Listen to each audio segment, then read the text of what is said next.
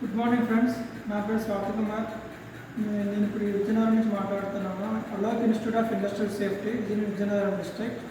మీకు ఈరోజు నేను చెప్పబోయే టాపిక్ ఏంటంటే electrical safety, fire safety engineering, safety management. ఇది ఫ్రెండ్స్ దీని యొక్క టెక్స్ట్ బుక్. ఆథర్ వచ్చేటప్పటికి కనాన్ పబ్లిషర్స్. ఆథర్కి వచ్చేటప్పటికి ఆర్కే జైన్ అంటే మీకు అందరికీ తెలిసే ఉంటుంది. ఇంజనీరింగ్ టెక్స్ట్ బుక్స్లో మ్యాక్సిమం ఆర్కే జైన్ వాళ్ళే మీకు పబ్లిష్ చేస్తారు. సో అక్కడ ఆయన అవుతున్నారు. సో మీకు ఈరోజు నేను చెప్పబోయే టాపిక్స్ ఏంటంటే ఈ ఎలక్ట్రికల్ సేఫ్టీలో మీకు నేను చాప్టర్ వైజ్గా ఇంకా మొత్తం ఒక 10 or 12 చాప్టర్స్ ఉంటున్నాయి. మీకు ఫస్ట్ ఈచ్ ఒక లెసన్కి వచ్చేటప్పటికి మీకు ఎండింగ్లో క్వశ్చన్స్ ఇస్తారు కదా, ఆ క్వశ్చన్స్ నేను మీకు ఎక్స్ప్లెయిన్ చేయబోతున్నాను. ఓకేనా? Start. First question electrical safety కదా.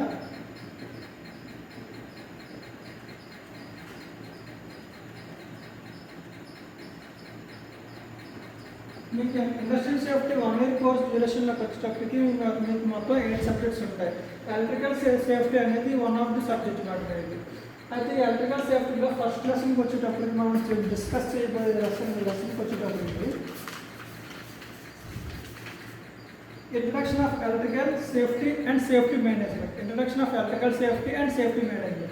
ఆ ఫస్ట్ మీకు వచ్చే ఫస్ట్ చాప్టర్లో మీకు ఎండింగ్లో లెసన్ టాపిక్ వైజ్గా వచ్చేటప్పుడు లాస్ట్లో క్వశ్చన్స్ అన్నీ వస్తాయి కదా, మీకు రివిజన్ క్వశ్చన్స్ వస్తాయి కదా, ఆ క్వశ్చన్స్ మీకు ఎక్స్ప్లెయిన్ చేయబోతుంది. ఎందుకంటే మీకు అవి ఉపయోగపడితే ఎగ్జామినేషన్స్లో మీకు అడిగే కూడా ఇంపార్టెంట్ క్వశ్చన్స్ అడుగుతారు కనుక వాటిని మీకు ఎక్స్ప్లెయిన్ చేయబోతున్నాను.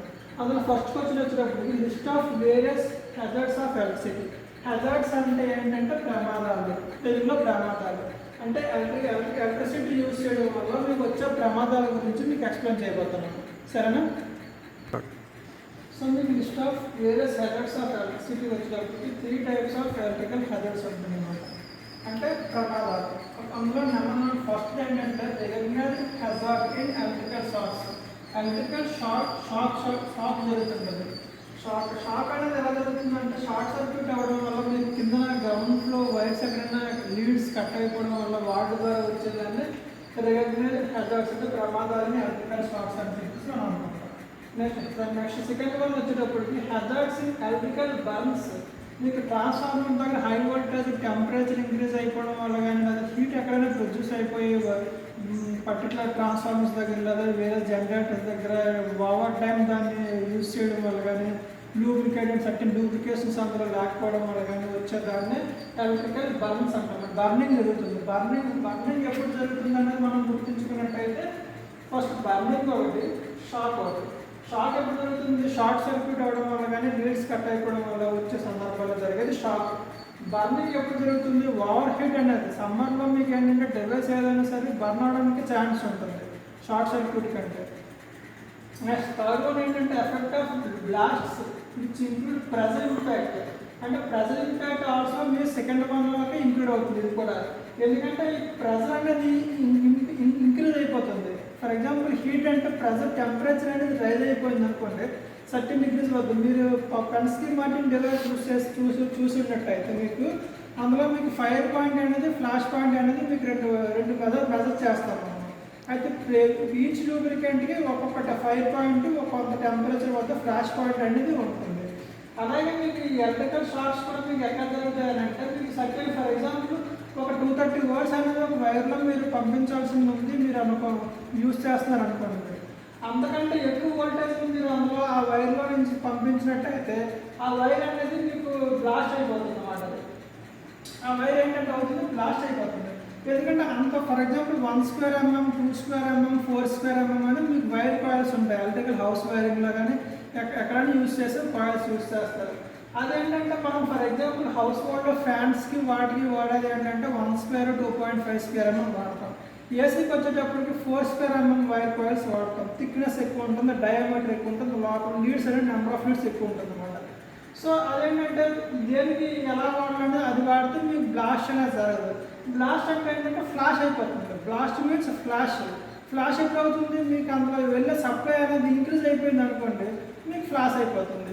అంటే ఇన్పుట్ మీకు ఇది ఏసీ అనేది ఫర్ ఎగ్జాంపుల్ ఏసీ తీసుకున్నారు అనుకోండి, దానికి మీకు 1.1 ton 1.5 ton ఉంటుంది. దానికి 230 watts మీకు పవర్ కన్జంప్షన్ కంటిన్యూస్గా రావాల్సి ఉంటుంది.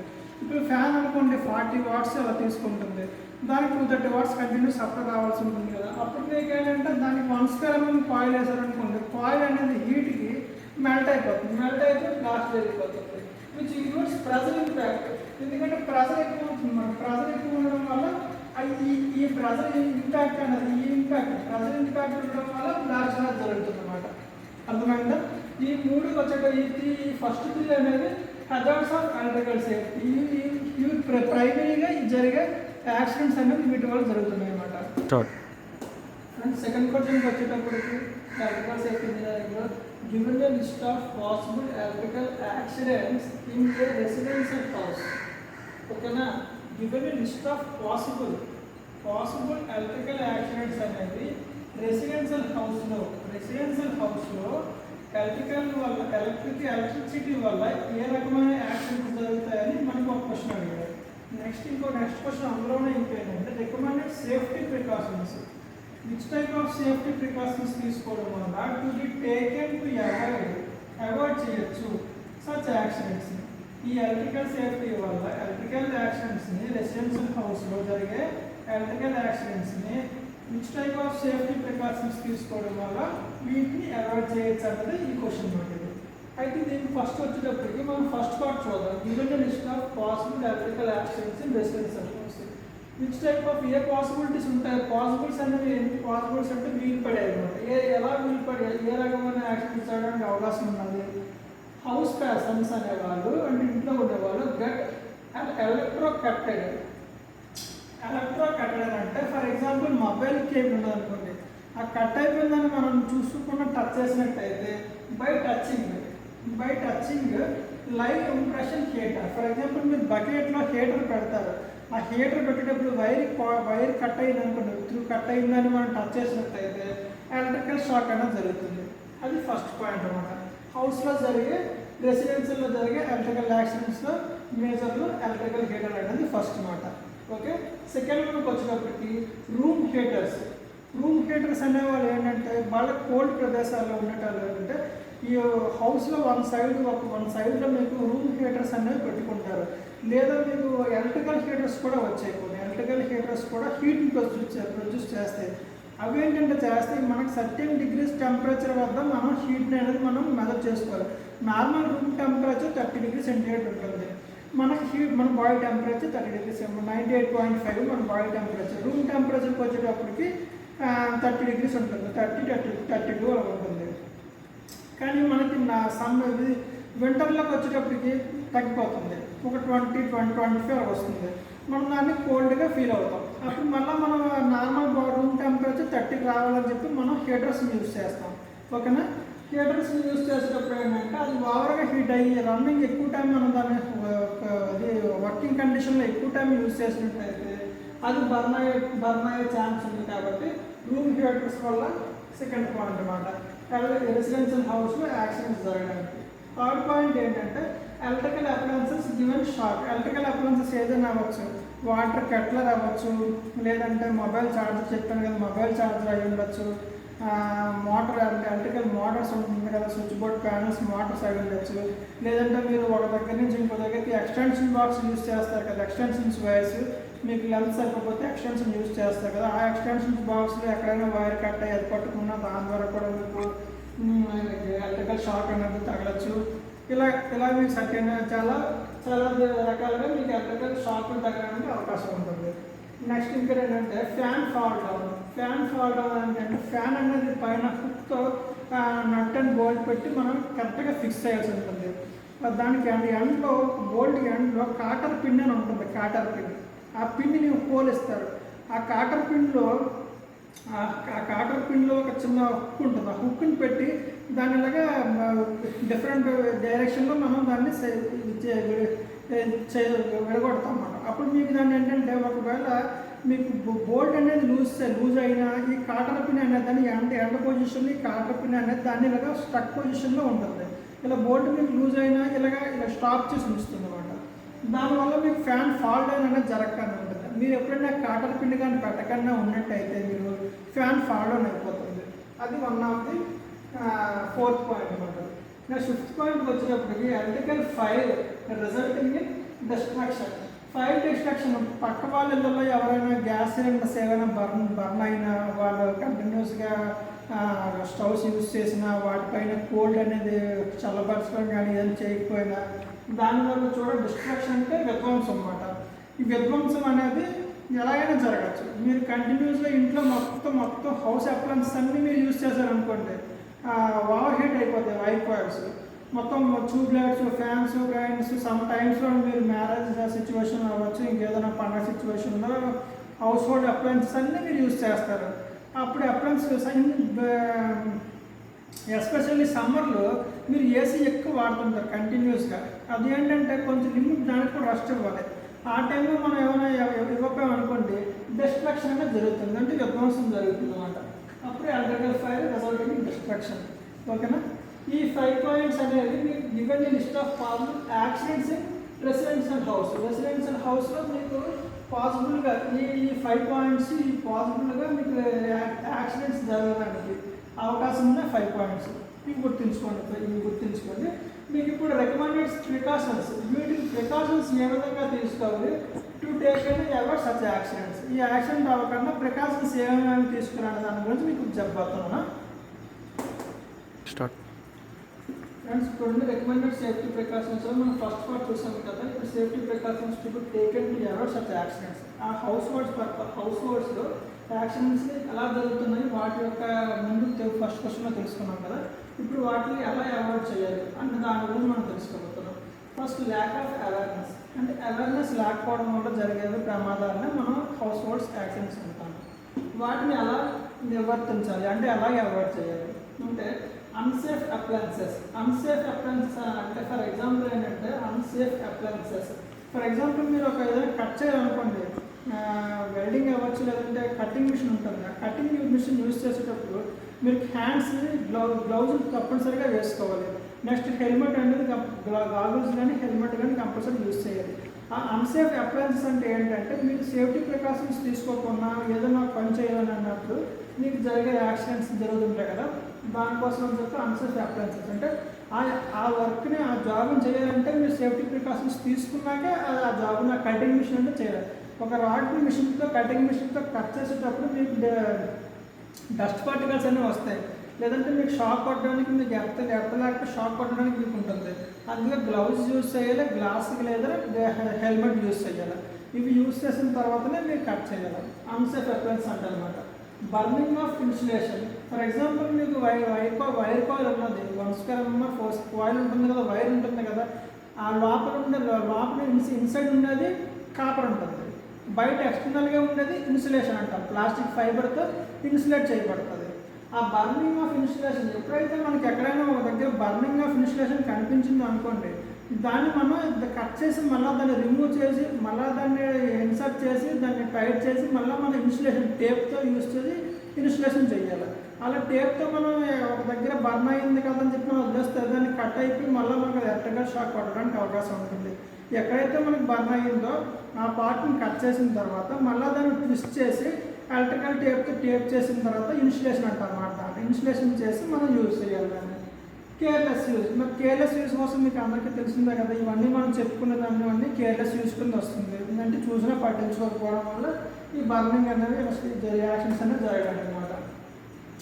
డిఫెక్ట్ ఆఫ్ అప్లయన్సెస్, ఒక అప్లయన్సెస్ అంటే ఒక ఎలక్ట్రికల్ డివైస్లో ఎక్కడైనా డిఫెక్ట్ ఉన్నదనుకోండి, దాన్ని మనం తెలిసి మనం యూజ్ చేసినట్టయితే ఎలక్ట్రికల్ యాక్సిడెంట్ జరగడానికి అవకాశం ఉంటుంది.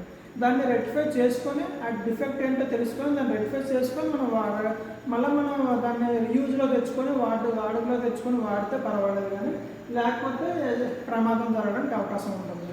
నెక్స్ట్ నాట్ ఎర్త్ లేకుండా, ఫర్ ఎగ్జాంపుల్ ఈ హౌస్ హోల్డ్ పర్పస్లో ప్రతి ఫ్యాన్, ట్యూబ్లైట్, గ్రైండర్ అవ్వచ్చు, మిక్సీ అవ్వచ్చు, ఏసీ అవ్వచ్చు, ప్రతి ఒక్క ఎలక్ట్రికల్ అప్లయన్సెస్కి ఎర్త్ అనేది చాలా ఇంపార్టెంట్. ఎర్త్ లేకపోతే ఏంటంటే పాజిటివ్ నెగిటివ్ అనేది ఉంటుంది కదా. మీరు ఫర్ ఎగ్జాంపుల్ ఎక్కడైనా షార్ట్ అనేది జరిగింది అనుకోండి, ఫర్ ఎగ్జాంపుల్ ఆ పాజిటివ్ నెగిటివ్ అనేది షార్ట్ జరిగితే మీకు అది ఆ డివైస్లోకి వచ్చేస్తుంది. ఫర్ ఎగ్జాంపుల్ మీకు కెట్లర్ ఉంది, వాటర్ని హీట్ చేసుకుని వాడతాం. అక్కడ ఎర్త్ అనేది మనం కనెక్షన్ ఇవ్వనట్టయితే 3-pin సాకెట్ ఉంటుంది. మీకు ఎర్త్ యూజ్ చేసినప్పుడు 3-pin సాకెట్ యూజ్ చేస్తాం అన్నమాట. ఇలా ఉంటుంది. ఆ ఫేస్, న్యూట్రల్, ఎర్త్ ఉంటుంది అనమాట. ఫేసింగ్ న్యూట్రల్ ఎర్త్ ఉంటుంది కదా. ఈ ఫేసింగ్ న్యూట్రల్ మనం కనెక్షన్ ఇచ్చి ఈ ఎర్త్ ఇవ్వడం కనుక మనం యూజ్ చేయనట్టయితే ఆ కెట్లర్లో ఈ రెండు ఫేసింగ్ న్యూట్రల్ ఎక్కడైనా టచ్ అవుతున్నట్టయితే మనం దాన్ని ఆ కెట్లర్ మీద మనం హోల్డ్ చేసినట్టయితే పట్టుకున్నట్లయితే మనకు వెంటనే షాక్ పడుతుంది. ఇన్ కేస్ ఎర్త్ ఉన్నట్టు అయింది అనుకోండి, ఈ రెండు షార్ట్ అయినప్పుడు ఇక్కడి నుంచి వచ్చే కరెంట్ గ్రౌండ్ అయిపోతుంది అనమాట. గ్రౌండ్కి వెళ్తే మనకి షాక్ అనేది మనకి షాక్ రాదన్నమాట అది. ఓకేనా. అందువల్ల కంపల్సరీగా ఎర్త్ అనేది మనం ప్రతి ఎలక్ట్రికల్ అప్లయన్సెస్కి ఇవ్వాలి. అందుకనే మనకి గ్రౌండ్లో తెచ్చి మనకి గ్రౌండ్ ఇచ్చేస్తారు అనమాట electrical appliances. First house hold purpose అంతా తీసుకొచ్చి గ్రౌండ్లో ఇచ్చేస్తాము. మళ్ళీ ఎవ్రీ స్విచ్ బోర్డుకి మళ్ళీ ఎర్త్ అనేది ఒక ఎక్స్టర్నల్ వస్తుంది. ఆ 3 పిన్ సాకెట్ దగ్గర మీరు మేల్ ఫీమేల్ సాకెట్ తీసుకెళ్ళి మేల్ సాకెట్ ఇన్సర్ట్ చేస్తారు కదా, అక్కడ ఉండే ఎర్త్లోకి ఇక్కడ ఉన్న ఎర్త్ తీసుకుని మీకు గ్రౌండ్లోకి ఇచ్చేస్తుంది. అప్పుడు మీకు షాక్ అనేది మీకు తక్కువగా షాక్ పడడానికి మీకు తక్కువగా అవకాశం ఉంటుంది అనమాట. అది నాట్ ఎర్త్ ఇవ్వకపోవడం వల్ల జరిగే ప్రమాదం అదనమాట. ఇంప్రాపర్ ఇన్స్టలేషన్ మీకు తెలిసిందే కదా. ఇంప్రాపర్ ఇన్స్టలేషన్ అంటే ప్రాపర్గా ఇన్స్టాల్ చేయకపోయినా సరే, ఏదైనా ఫర్ ఎగ్జాంపుల్ రాంగ్ కనెక్షన్ ఇచ్చినా ఏదైనా చేసినా సరే మీకు ఇంప్రాపర్ ఇన్స్టలేషన్ జరిగినట్టయితే మీకు ఎలక్ట్రికల్ షాక్ అక్కడే ఆన్ స్పాట్లో మీకు ఫైర్ అనేది జరిగిపోతుంది. ఫర్ ఎగ్జాంపుల్ మీరు ఒక స్విచ్ కనెక్షన్ ఇవ్వాలనుకున్నారు అనుకోండి, మీరు రాంగ్ కనెక్షన్ పెడితే ఏమవుతుంది, ఇంప్రాపర్గా కనెక్షన్ ఇస్తే వెంటనే ఫ్యూజ్ కొట్టేస్తుంది. మీకు ఇంట్లో ఫ్యూజ్ కొట్టేస్తుంది కదా, దాన్ని ఏమంటారు ఇంప్రాపర్ ఇన్స్టలేషన్ అంటాం. మళ్ళీ ప్రాపర్గా మనం ఇన్స్టాల్ చేసి మళ్ళీ ఫ్యూజ్ అక్కడ పెట్టుకున్నట్టయితే మళ్ళీ మీకు ప్రాపర్గా వర్కింగ్ కండిషన్లోకి వస్తుంది. స్పార్క్ ఆఫ్ ఫ్యూజ్ కనెక్షన్ మీరు అబ్జర్వ్ చేశారో లేదు, ఎప్పుడైనా సరే ఒక ఫర్ ఎగ్జాంపుల్ ఒక 3 పిన్ సాకెట్ తీసుకుందాం. ఫేసింగ్ న్యూట్రల్ ఎర్త్ మనం ఇచ్చామనుకోండి, ఇక్కడ ఫేజ్లో వైర్ పెట్టి దాన్ని మనం టైట్ చేస్తాం. స్క్రూ డ్రైవర్తో టెస్ట్తో టైట్ చేస్తాం. ఈ టెస్ట్తో మనం టైట్ చేసేటప్పుడు ఫుల్ టైట్ చేయాలన్నమాట. యాజ్ ఆల్మోస్ట్ లాస్ట్ థ్రెడ్ వరకు టైట్ చేయాలి. టైట్ చేయకుండా లూజ్గా ఉంచామనుకోండి, ఆ లూజ్ కనెక్షన్ వల్ల ఏం జరుగుతుందంటే ఆ లూజ్ వల్ల అందులో స్పార్క్ అనేది వస్తుంది అన్నమాట. లూజ్ వల్ల స్పార్క్ వస్తుంది. ఆ స్పార్క్ రావడం వల్ల ఏమవుతుందంటే ఆ వైర్ పైన ఉన్న ఫైబర్ అనేది ఇన్సులేషన్ ఉంది కదా, ఇన్సులేషన్ అనేది ఏమొచ్చి మెల్ట్ అయిపోతుంది. మెల్ట్ అయితే ఏమవుతుందంటే స్పార్క్ వచ్చేస్తుంది. అంటే లూజ్ కనెక్షన్ వల్ల మీకు స్పార్క్ వస్తుంది అన్నమాట. ఆ స్పార్క్ వచ్చి ఏమవుతుంది, మెల్ట్ అయిపోయి కరిగిపోతుంది. మీకు అప్పుడు పవర్ సప్లైలో ఇబ్బంది కలుగుతుంది అనమాట. అది కూడా వన్ ఆఫ్ ది మేజర్ అనమాట. Next over heating of conductor. Conductor అంటే ఏంటిది, కండక్టర్ అంటే కాయిల్ అనమాట. ఏదైనా మనకి కరెంట్ ప్రసరించుతుంది అనమాట. కరెంట్ అనేది ఫర్ ఎగ్జాంపుల్ ఒక ఐరన్ ద్వారా వెళ్ళింది అనుకోండి, అది ఒక కండక్టర్. అది కాపర్ అవ్వచ్చు, ఐరన్ అవ్వచ్చు, ఇంకేదైనా అవ్వచ్చు. ఒక కరెంట్ పాసింగ్ త్రూ ఒక ఎలక్ట్రోడ్ ద్వారా ఏదైనా ఒక మెటీరియల్ ద్వారా పాస్ అయ్యిందంటే అది ఒక కండక్టర్. ఆ కండక్టర్ అనేది ఓవర్ హీట్ అయ్యింది అనుకోండి, ఏమవుతుంది, ఓవర్ హీట్ అయితే ఫైర్ అయిపోతుంది. ఫైర్ అయిపోవడం వల్ల బర్నింగ్ కండిషన్లోకి వచ్చేస్తుంది. అంటే ఫైర్ యాక్షన్ జరుగుతుంది. అందుకనే మనం ఏదైనా ఓవర్ హీట్ కానివ్వకూడదు. దానికి పర్టికులర్ లిమిట్ అనేది, పర్టికులర్ టైం అనేది, కొంత టైం వరకు దాన్ని వాడాలి. దాని రేంజ్ ఎంత, దాన్ని ఎంతవరకు మనం యూజ్ చేయొచ్చు అని తెలుసుకొని మనం దాన్ని ఆ డివైస్ని వాడాలి. ఫర్ ఎగ్జాంపుల్ కంటిన్యూస్గా మనం వాటర్ వేయటాన్ని కంటిన్యూస్గా వదిలేస్తే ఏమవుతుంది, ఫైర్ అయిపోయి ఫ్లాష్ అయిపోతుంది. ఫ్లాష్ అయిపోవడం వల్ల ఏమవుతుందంటే కండక్టర్ హీట్ ఎక్కిపోతుంది. కండక్టర్ హీట్ అయిపోయి కాలిపోతుంది అనమాట. ఇది మొత్తం ఇదేంటంటే ఇవన్నీ ఏంటంటే రికమెండ్ ఆఫ్ సేఫ్టీ ప్రికాషన్స్. ఈ ప్రికాషన్స్ తీసుకోవాలన్నమాట. ఏంటిది, ల్యాక్ ఆఫ్ అవేర్నెస్ ఉండాలి. ఫస్ట్ ఆఫ్ ఆల్ అవేర్నెస్ ఉండాలా.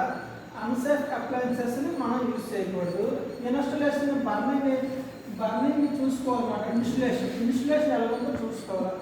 ఇన్సులేషన్ లేకుండా మనం ఏ వైర్ని కూడా యూజ్ చేయకూడదు.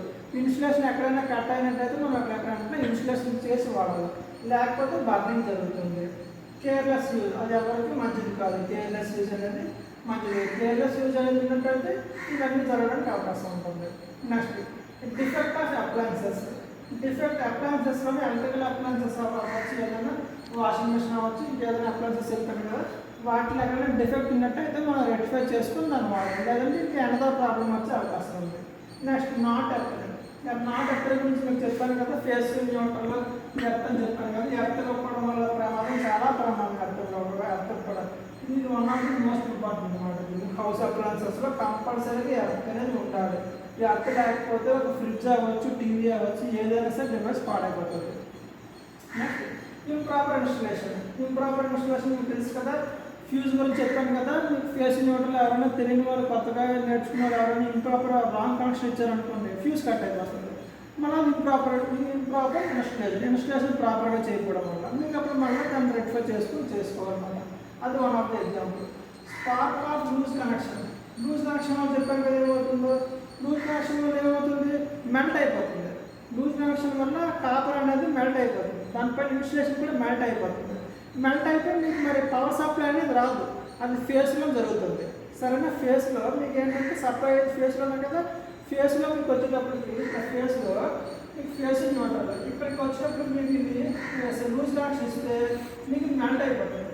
ఎప్పుడైతే ఫేస్ అనేది మెల్ట్ అయిపోయిందో మీకు సప్లై అనేది మరి ఈ డివైస్కి సప్లై అనేది రాదు అన్నమాట. మీకు ఇది ఇప్పుడు సప్లై రాదు, అందుకనే మీరు స్పార్కింగ్ ఆఫ్ లూజ్ కనెక్షన్ లేకుండా మీరు చూసుకోవాలి.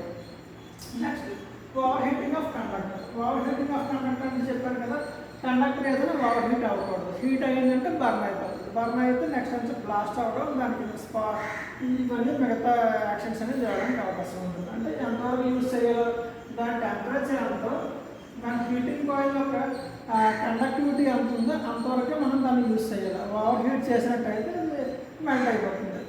సరేనా, నెక్స్ట్ క్వశ్చన్ మళ్ళీ మీకు ఎక్స్ప్లెయిన్ చేయబోతుంది.